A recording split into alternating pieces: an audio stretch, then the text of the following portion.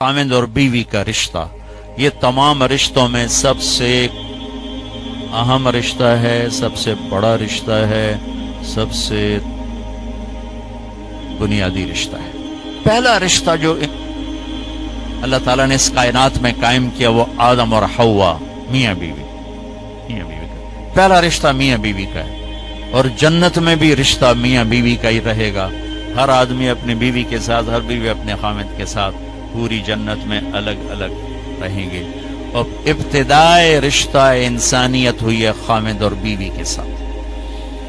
آدم علیہ السلام کو پہلے پیدا کیا، ایک پیغام دیا کہ کائنات کا نظام مرد کے گرد گھومے گا، عورت کے گرد نہیں۔ مرد الرجال قوامون علی النساء کا مطلب ہے کہ کائناتی نظام اللہ نے مردوں کے سپرد کیا ہے، اس کو چلائیں، یہ چل، عورت اس کی معاون بنے گی، مددگار بنے گی۔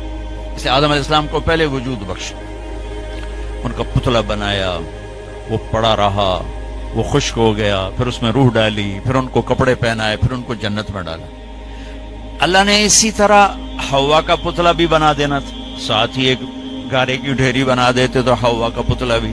اب خیال فرمائیں کہ اللہ نے عورت کو پہلے دن سے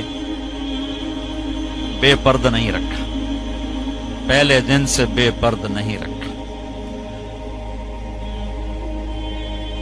اللہ تعالیٰ کے ایک ڈھیری ساتھ حوا کی بناتے تو کیا مسئلہ تھا، فرشتے ہی ہیں اور تو کوئی ہے نہیں، اور اللہ تعالیٰ ایک ڈھیری بنا کے چل بھائی آدم بن گیا، چل بھائی ہن حوا بھی بنا دے، وہ بھی بن جاندی، دونوں ہی پڑے ہوتے۔ نہیں، ایسا نہیں کیا ہے، حوا کی ڈھیری نہیں بنائی، حوا کے پتلے کو بے پرد نہیں رکھا، آدم کو سلایا، آنکھ کھلی تو پہلو میں حوا کو بٹھایا ہوا تھا، پورے لباس، پوری زیب و زینت کے ساتھ۔ تو آدم علیہ السلام کہنے لگے یہ کون ہے؟ کہ یہ تیری بیوی ہے، تیری زندگی کی ساتھی۔ اور عجب بات، جنت جیسی نعمت کے باوجود آدم علیہ السلام جنت میں اداس رہتے تھے۔ ماں جی آئی تو تاں ابے دا دل لگا، نہیں تو جنت میں بھی اداس رہتے تھے۔ تو اللہ تعالیٰ نے نکاح پڑھایا،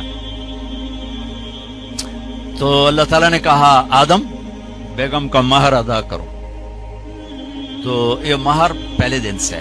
مہر کیا چیز ہے؟ کسی کی بیٹی کی قیمت نہیں، وہ جو مالدار گھرانے کی بچی ہو یا کسی جھوپڑے کی بچی ہو، مہر کسی کی بیٹی کی قیمت نہیں ہوتا۔ تھوڑا رکھو یا ساری دنیا سونا بنا کے مہر بنا دو، ایک بال کی بھی قیمت نہیں۔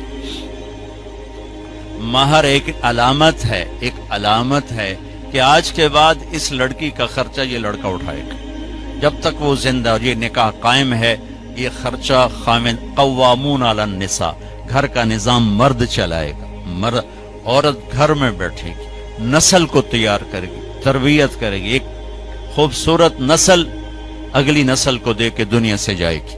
بہت بڑی جاب ہے ہماری عورت کی۔ تو اللہ نے کہا مہر ادا کرو۔ کہا جی کیا ادا کروں؟ تو کتنا سونا چاندی تھا؟ تو اللہ تعالیٰ کہتا 10 من سونا انہوں چاہ کے دے۔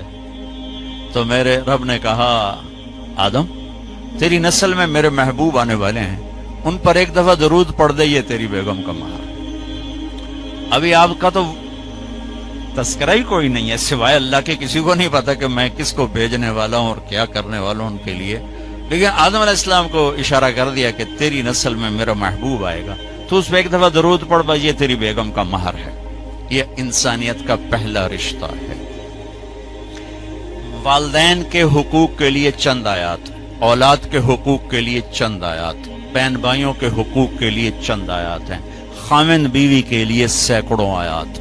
پوری سورت اتری ہے، سورہ طلاق، پوری سورت، سورہ نساء، سورہ طلاق، سورہ مائدہ میں، سورہ بقرہ میں، سورہ آل عمران میں اللہ نے سینکڑوں آیات اتاری کہ یہ رشتہ باقی رہے، کیونکہ اس میں کمزوری ہے۔ اہمیت کے باوجود اس میں ایک کمزوری ہے کہ ایک بول پہ ٹوٹ جاتا، باقی رشتہ ٹوٹتا نہیں۔ میں اپنی ماں کا فرما بردار ہوں یا نافرمان ہوں، ماں بیٹے کا رشتہ نہیں ٹوٹتا۔ باپ کا باغی ہوں یا باپ کا خدمت گزار ہوں، یہ رشتہ نہیں ٹوٹتا۔ بھائی سے لڑا ہوا ہوں یا صلح ہے، یہ رشتہ نہیں ٹوٹتا۔ لیکن خامند اور بیوی کا رشتہ ایک بول پہ ٹوٹ جاتا. میرے نبی نے فرمایا علی طلاق سے بچنا. جب طلاق دی جاتی ہے تو اللہ کا عرش کانپ اٹھتا ہے. اللہ کا عرش کانپ اٹھتا ہے جب بے جا طلاق دی جاتی.